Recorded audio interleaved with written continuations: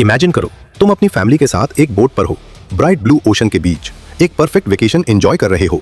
हर तरफ सिर्फ पानी ही पानी, आसमान बिल्कुल क्लियर, वेव्स शांत और सब कुछ बिल्कुल परफेक्ट लग रहा है। कुछ भी गलत नहीं लग रहा।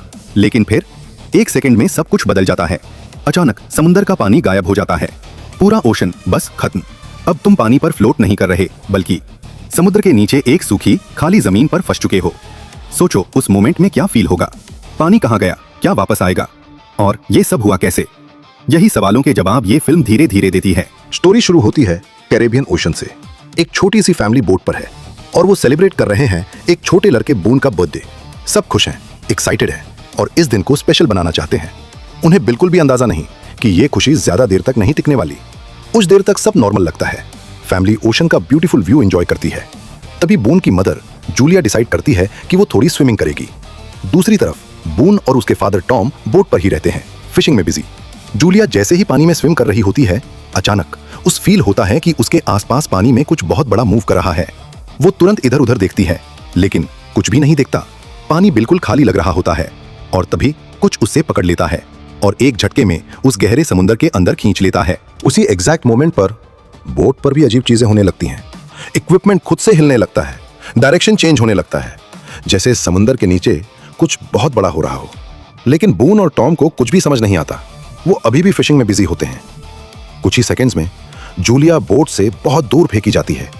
वो डूबने लगती है। घबराहट में वो बार बार टॉम का नाम चिल्लाती है, लेकिन वो इतनी दूर होती है कि कोई उसकी आवाज नहीं सुन पाता। उसे फील होता है कि पानी तेज स्पीड से पीछे की तरफ खींच रहा है और वो और भी दूर होती जा रही है। जूलिया फिर अपनी बेटी कैसी को बुलाती है, लेकिन कैसी बोट पर आराम से लेती होती है, हेडफोन्स लगाकर। उसे कुछ भी सुनाई नहीं देता। बून, कैसी और टॉम, किसी को भी ये तक नहीं पता कि जूलिया पानी में गई भी थी। उधर जूलिया धीरे धीरे अपनी ताकत खो रही होती है। तभी अचानक टॉम को दूर से एक हल्की सी आवाज सुनाई देती है। वो इधर उधर देखता है और फाइनली जूलिया पानी में स्ट्रगल करते हुए नजर आती है। एक सेकंड वेस्ट किए बिना टॉम सीधा समुद्र में जंप कर देता है। उसी वक्त बन तुरंत बोट का इंजन स्टार्ट करता है और बोट उन दोनों की तरफ ले जाता है।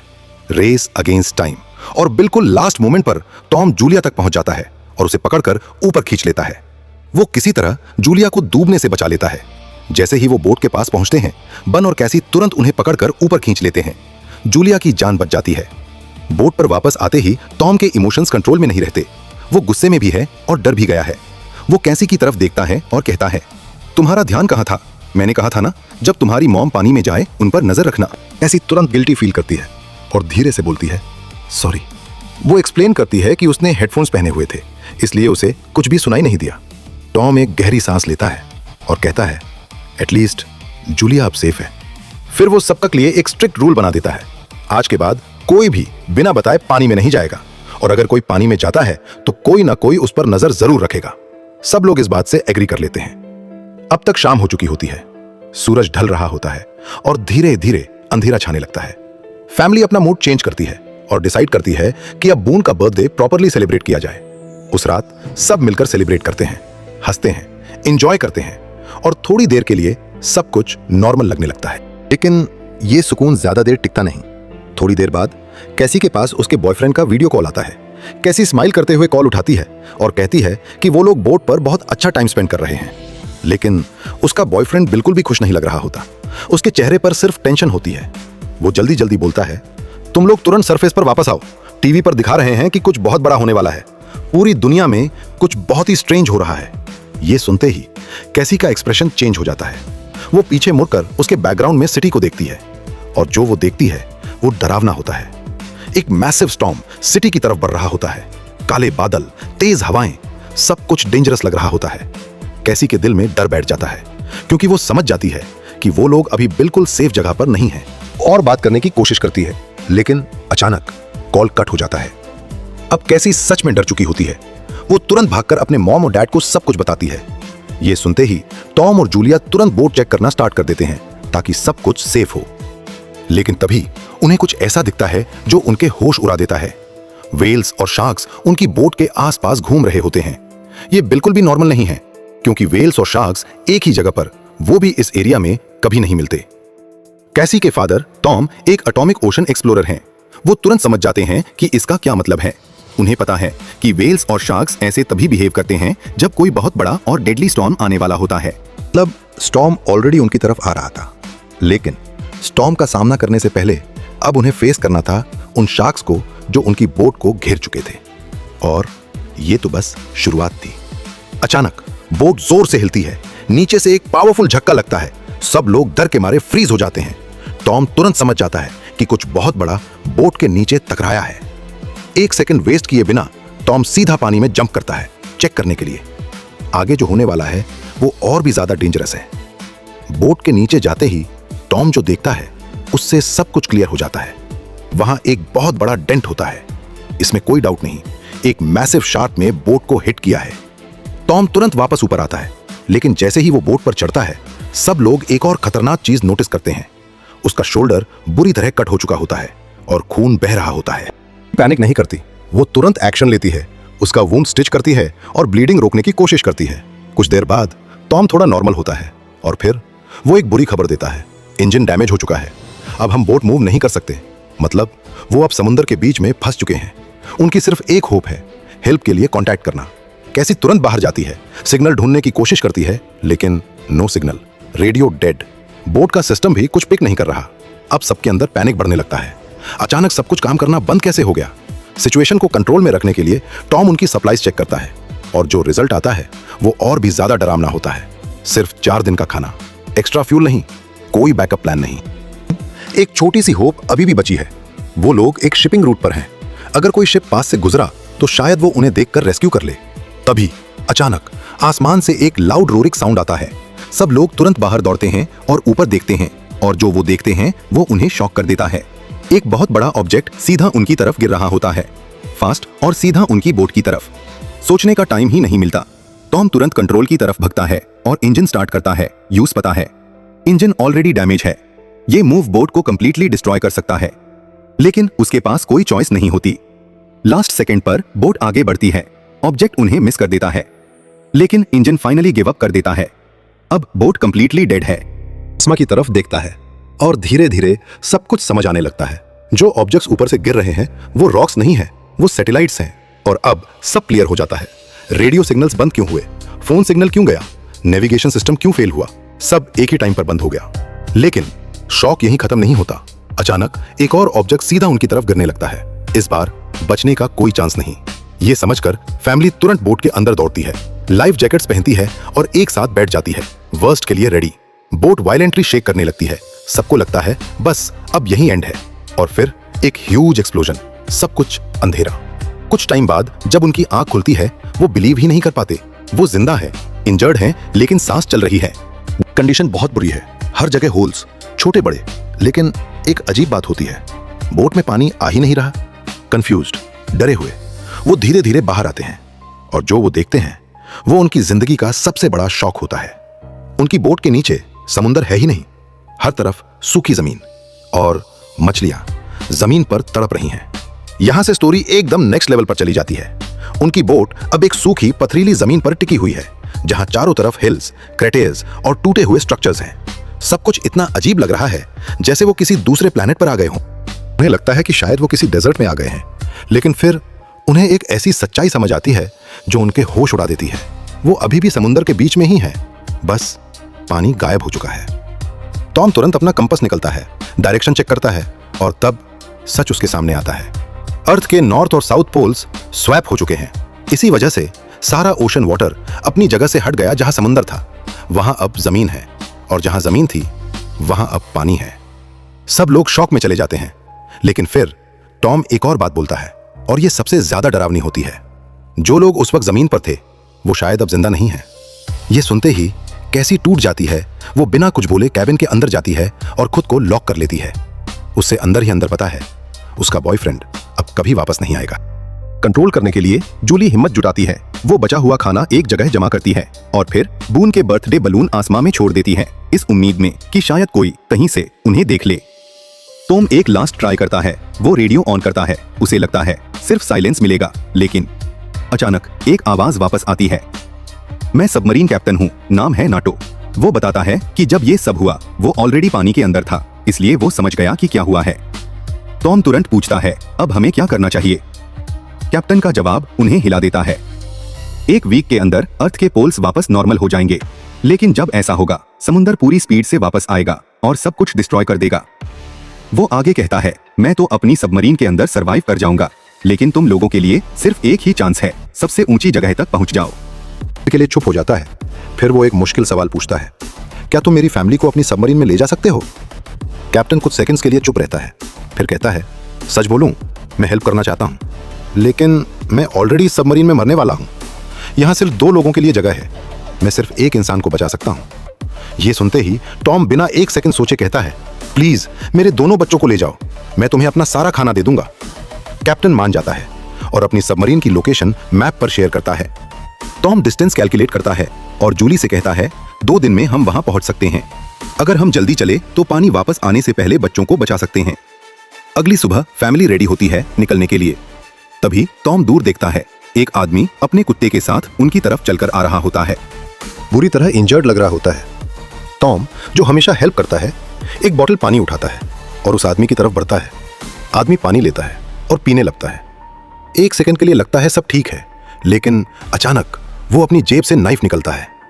जूली दूर से ये सब देख रही होती है और उसकी आंखों के सामने वो आदमी टॉम पर अटैक कर देता है। सब कुछ सिर्फ कुछ सेकंड्स में हो जाता है। टॉम मर जाता है और फिर वो आदमी धीरे धीरे जूली की तरफ मुड़ता है। जूली के अंदर डर तो होता है, लेकिन वो खुद को टूटने नहीं देती। जूली तुरंत रिएक्ट करती है। वो दौड़कर बोट के अंदर जाती है और अपने दोनों बच्चों को कैबिन में लॉक कर देती है। वो कैसी को एक फ्लेयर गन देती है और उसकी आंखों में देखकर कहती है, इससे सिर्फ तब यूज करना जब सच में जान का खतरा हो। जूली कुछ और बोल पाती, उससे पहले ही वो आदमी बोट तक पहुंच जाता है। अब जूली के पास कोई ऑप्शन नहीं, वो तुरंत बाथरूम में छुप जाती है। किलर बोट के अंदर घुसता है और हर जगह सर्च करना स्टार्ट करता है, लेकिन जैसे ही उसे खाना मिलता है वो सब कुछ भूल जाता है। वो इतनी भूख से पागल हो चुका होता है कि बिना रुके बिना सोचे बस खाता ही जाता है, जैसे उसने दिनों से कुछ नहीं खाया हो। खाना खत्म करने के बाद वो फिर से जूली को ढूंढना स्टार्ट करता है। एक आवाज सुनकर वो केबिन की तरफ बढ़ता है, लेकिन वहां कोई नहीं होता, क्योंकि जूली ऑलरेडी बोट से निकल चुकी होती है। वो एक होल के थ्रू बाहर आई होती है और अब बोट के नीचे छुपकर अपनी सांस रोक कर बैठी होती है। लेकिन तभी डॉग उसे देख लेता है और जोर जोर से भौंकने लगता है। अब जूलिया के पास कोई चॉइस नहीं, जिंदा रहने के लिए वो डॉग को मार देती है और वही चुप कर बैठी रहती है।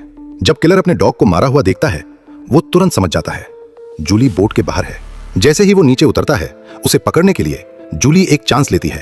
वो तुरंत एक टूटे हुए ग्लास के टुकड़े से अटैक करते हुए वापस बोट के अंदर घुस जाती है।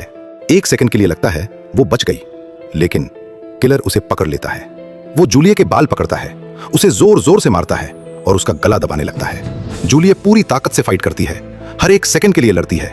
अंदर कैबिन में कैसी ये सब देख रही होती है और वो समझ जाती है अब वक्त आ गया है। वो फ्लेयर गन उठाती है और बिना हेजिटेट किए फायर कर देती है। फ्लेयर सीधा किलर को लगता है। वो पीछे गिरता है। वो मरता नहीं, लेकिन उन्हें एक चांस मिल जाता है। बोट में आग लग जाती है। जूलिया तुरंत अपने बच्चों को फ्री करती है और उन्हें बाहर ले जाती है। जैसे ही वो निकल रहे होते हैं, किलर फिर से अटैक करता है, लेकिन इस बार जूलिया उस जोर से किक करके दूर गिरा देती है। बाहर आते ही कैसी और बेन अपने फादर का डेड बॉडी देखते हैं और वो टूट जाते हैं। बेन रोते हुए कहता है, अगर मैंने बलून रिलीज नहीं किए होते तो वो आदमी यहां नहीं आता। जूलिया टॉम के बॉडी को पकड़कर रोती है, लेकिन वक्त नहीं है, क्योंकि किलर अभी भी जिंदा है और वो जलती हुई बोट से बाहर आ रहा होता है। जूलिया तुरंत अपने बच्चों का हाथ पकड़ती है और तीनों वहां से भागते हैं। कुछ ही सेकंड्स बाद बोट उनके पीछे एक्सप्लोड हो जाती है। थककर वो एक हिल के पीछे छुप जाते हैं, उम्मीद करते हैं कि शायद किलर अब चला गया हो। बेन अभी भी रो रहा होता है। कैसी उसे समझाने की कोशिश करती है, उसे पानी देती है, लेकिन बेन मना कर देता है। जूलिया धीरे से कहती है, ये तुम्हारी गलती नहीं है, तुम सिर्फ हेल्प करना चाहते थे। तभी जूलिया को दूर कुछ मूवमेंट दिखता है और उसका दिल डूब जाता है। किलर अभी भी उनके पीछे आ रहा है। फिर से वो भागना स्टार्ट करते हैं, थके हुए, कमजोर, डर हुए, लेकिन हर बार पीछे मुड़कर देखते हैं, वो आदमी अभी भी उनका पीछा कर रहा होता है। आगे जाकर वो एक डेंजरस एरिया में पहुंचते हैं, जहां जहरीला पानी भरा होता है। जूलिया एक सेकंड के लिए भी नहीं सोचती, वो तुरंत ऑर्डर देती है, क्रॉस करो अभी। जैसे ही वो उस पानी में जाते हैं, उनकी स्किन जलने लगती है, तेज दर्द, चीखने की आवाज, लेकिन वो रुकते नहीं। दूसरी साइड पहुंचते ही तीनों की कंडीशन बहुत बुरी हो चुकी होती है। तब जूली नोटिस करती है बेन बहुत ज्यादा डिहाइड्रेटेड है। वो अपने पास बची हुई आखिरी पानी की बूंदें बेन को दे देते हैं, लेकिन वो काफी नहीं होता। फिर भी जूली हार नहीं मानती। वो आसपास देखती है और कहती है शायद सबमरीन इस डायरेक्शन में हो। फिर वो खुद को कंट्रोल में लाती है। बस मेरी बात सुनो, चलते रहो, मैं तुम्हें बचा लूंगी। तीनों आगे बढ़ते हैं और कुछ देर बाद उन्हें एक पुराना प्लेन रेक मिलता है। लगता है जैसे सालों पहले समुद्र में क्रैश हुआ हो। वो उसके अंदर जाकर छुप जाते हैं। जूली अपनी फैमिली की फोटो निकालती है जो उन्होंने सिर्फ कल ही ली थी। तीनों उस फोटो को देखते हैं और टॉम को याद करते हैं। किसी को भी यकीन नहीं होता कि सिर्फ एक दिन में सब कुछ बदल गया। रात हो जाती है, सब थक चुके होते हैं। कैसी और बेन सो जाते हैं, लेकिन अचानक कैसी की आंख खुल जाती है। वो धीरे से बाहर देखती है और उसका दिल रुक जाता है। किलर अभी भी वहां है, दूर खड़ा, उन्हें देख रहा है, वेट कर रहा है। अब उन तीनों को किसी भी तरह उससे बचना ही होगा। कैसी बिल्कुल स्टिल हो जाती है, जैसे वो सो रही हो। किलर धीरे धीरे पास आता है। उसे लगता है सब सो रहे हैं और तभी जूली अपना मूव लेती है। वो पीछे से अटैक करती है। इस बार वो डर नहीं रही, वो गुस्से में है। वो बार बार उसे मारती है, इतनी जोर से कि वो ऑलमोस्ट उससे मार ही देती है। और फाइनली खतरा खत्म हो जाता है। सब कुछ शुरू होने के बाद पहली बार जूलिया चेन की नींद सोती है। अगली सुबह वो उठते हैं और जो वो देखते हैं वो और भी ज्यादा डरावना होता है। किलर का बॉडी वहां होता है, लेकिन वो फटा हुआ होता है, जैसे किसी ने उसे अंदर से खा लिया हो। इसका मतलब सिर्फ एक ही है, यहां आसपास और भी डेंजरस क्रीचर्स हैं। अब उन्हें और जल्दी मूव करना होगा, सबमरीन तक पहुंचना ही होगा। जूलिया मैप निकालती है और डायरेक्शन सेट करती है। तभी बेन चुपचाप दूर चला जाता है, पानी की तलाश में। एक छोटा सा पॉन्ड मिलता है और बिना सोचे वो पानी पीने लगता है। जूली ने उसे वार्न किया था, ये पानी जहरीला है। जूली भागकर उसे रोकने जाती है, लेकिन बहुत देर हो चुकी होती है। बेन ने काफी पानी पी लिया होता है और धीरे धीरे वो बहुत ज्यादा बीमार हो जाता है। वो चल भी नहीं पाता। मजबूरन जूली और कैसी एक छोटा सा शेल्टर बनाते हैं और वहां रुक जाते हैं। तभी जूली को अजीब आवाजें सुनाई देती हैं। वो बाहर देखती है और उसका खून जम जाता है। एक बहुत बड़ा ग्रुप ऑफ क्रब्स उनकी तरफ बढ़ रहा होता है। वो तुरंत भागते हैं, जितनी ताकत बची है उससे यूज करते हुए। कुछ दूर जाने के बाद उन्हें एक मैसिव कार्गो शिप दिखता है। उसके पास जाते हैं और देखते हैं कई लोग शिपिंग कंटेनर्स के अंदर छुपे हुए हैं। जैसे ही वो लोग जूली और बच्चों को देखते हैं, वो तुरंत अपने डोर्स बंद कर लेते हैं। वो उनसे नहीं डर रहे, वो क्रैब से डर रहे हैं। जूली और बच्चे चिल्लाते हैं, प्लीज डोर खोलो, लेकिन कोई नहीं सुनता। पीछे क्रैब्स का वो आर्मी और पास आ रहा होता है। अब कोई ऑप्शन नहीं बचा। जूली तुरंत डिसीजन लेती है, ऊपर चढ़ो। वो बच्चों को कंटेनर के ऊपर चढ़ाती है, फिर खुद चढ़ने लगती है। तभी एक क्रैब उसकी लेग पकड़ लेता है और जोर से काट लेता है। जूली दर्द से चीखती है, लेकिन खुद को छुड़ती है और ऊपर चढ़ जाती है। वो अपनी स्कार्फ से वंड बंद करती है और बेहोश हो जाती है। ऊपर से कैसी और बेन नीचे देखते हैं और जो वो देखते हैं वो उन्हें हिला देता है। कंटेनर्स के अंदर घुस रहे होते हैं और अंदर छुपे लोगों पर अटैक कर रहे होते हैं। लोग फाइट करने की कोशिश करते हैं, लेकिन क्रैब्स बहुत ज्यादा होते हैं। सुबह तक कंटेनर्स के अंदर एक भी इंसान जिंदा नहीं बचता। जूलिया होश में आती है। डर के मारे उसका दिल तेज धड़क रहा होता है। वो इधर उधर देखती है, उसके बच्चे गायब हैं। एक पल के लिए उसे लगता है सब खत्म हो गया, लेकिन फिर वो उन्हें दूर देखती है। कैसी और बेन जिंदा हैं। वो दोनों फूड और वेपन्स ढूंढने गए थे। अब क्रब्स भी वहां से गायब हो चुके होते हैं। जूलिया अपने वंड का ट्रीटमेंट करती है और बेन कंटेनर्स से वेपन्स और फूड कलेक्ट करता है। जूलिया फिर से सबमरीन कैप्टन को कांटेक्ट करती है। इस बार उसकी आवाज बहुत वीक होती है। वो कहता है, मुझ पर भी उन क्रीचर्स ने अटैक किया है, अब मैं तुम्हारी हेल्प नहीं कर पाऊंगा। वो एक वार्निंग देता है, समंदर अब नॉर्मल होने वाला है, इसलिए ये सारे सी क्रीचर्स वापस आ रहे हैं। ये सुनते ही जूलिया टूट जाती है। उनका मैप खो चुका है, उन्हें पता ही नहीं सबमरीन किस डायरेक्शन में है। उनकी हेल्प के लिए कैप्टन आसमान में एक फ्लेयर फायर करता है। बेन उसे देख लेता है। सबमरीन अभी भी दूर है, लेकिन अब उन्हें डायरेक्शन मिल चुकी है। तीनों उसकी तरफ चलना स्टार्ट करते हैं। रास्ता बहुत डेंजरस है, तेज पत्थर, शार्प ग्राउंड और कभी भी वापस आते क्रब्स। चलते चलते कैसी के दिमाग में एक सवाल आता है, सबमरीन में सिर्फ मैं और बेन जा सकते हैं, माँ का क्या होगा? जूलिया उसे रोक देती है और कहती है, अभी इसके बारे में मत सोचो, वहां पहुंचकर डिसाइड करेंगे। वो आगे बढ़ते रहते हैं। तभी अचानक लैंडस्लाइड होता है। जूलिया जो पीछे चल रही होती है वही फंस जाती है। एक बड़ा पत्थर उस पर गिरता है। चीखती है। वो अपनी माँ को छोड़ने से मना कर देती है, लेकिन जूलिया अपनी बेटी की आंखों में देखकर कहती है, प्रॉमिस करो तुम खुद को बचाओगी और अपने भाई को भी, चाहे कुछ भी हो। आंसुओं के साथ कैसी बेन का हाथ पकड़ती है और आगे बढ़ जाती है, अपनी मां को पीछे छोड़कर। फाइनली वो सबमरीन तक पहुंच जाते हैं, लेकिन वहां कोई नहीं होता। दोनों पैनिक हो जाते हैं और जोर जोर से सबमरीन का डोर नॉक करने लगते हैं। तभी पीछे से कैप्टन सामने आता है। वो इंजर्ड होता है, ब्लीडिंग हो रही होती है और वो सच बताता है, इस सबमरीन में सिर्फ 3 लोग आ सकते हैं। वैसे भी मैं ज्यादा देर जिंदा नहीं रहूंगा। ये सुनते ही कैसी बिना सोचे वापस जूलिया की तरफ भागती है। उसी वक्त क्रैब्स का एक और बड़ा स्वॉर्म वापस आ रहा होता है। जूलिया उन पर बार बार फायर करती है, लेकिन जल्दी ही उसकी बुलेट्स खत्म हो जाती हैं। उसके पास पहुंचने वाले होते हैं, तभी ऊपर से एक हाथ आगे बढ़ता है। कैसी वो जूली का हाथ पकड़ती है और उसे बाहर खींच लेती है। तीनों साथ में भागते हैं और किसी तरह सबमरीन के अंदर घुस जाते हैं। बाहर क्रैब्स उन्हें घेर लेते हैं, अंदर घुसने की कोशिश करते हैं और तभी वो देखते हैं एक जायंट वेव, सैकड़ों मीटर ऊंची, जैसे दुनिया का एंड हो। वो वेव सीधा सबमरीन से टकराती है, एक इतनी पावरफुल हिट कि सब कुछ हिल जाता है और फिर सब कुछ अंधेरा। जब जूलिया होश में आती है, वो अपनी आंखों पर यकीन नहीं कर पाती। सबमरीन पानी के अंदर नहीं है, वो एक शहर के बीच में पड़ी है। एक ऐसा शहर जो पूरी तरह तबाह हो चुका है। टूटी हुई बिल्डिंग्स, खाली सड़कें और कहीं भी जिंदगी का कोई निशान नहीं। क्लियर है, इंसानियत खत्म हो चुकी है। और इसी डरावने सीन के साथ मूवी खत्म होती है। अगर तुम्हें यह स्टोरी पसंद आई हो, लाइक करो, शेयर करो और सब्सक्राइब जरूर करो। ऐसे ही और माइंड ब्लोइंग मूवी एक्सप्लेनेशंस के लिए। और कमेंट में जरूर बताओ तुम्हें मूवी का कौन सा पार्ट सबसे ज्यादा शॉकिंग लगा।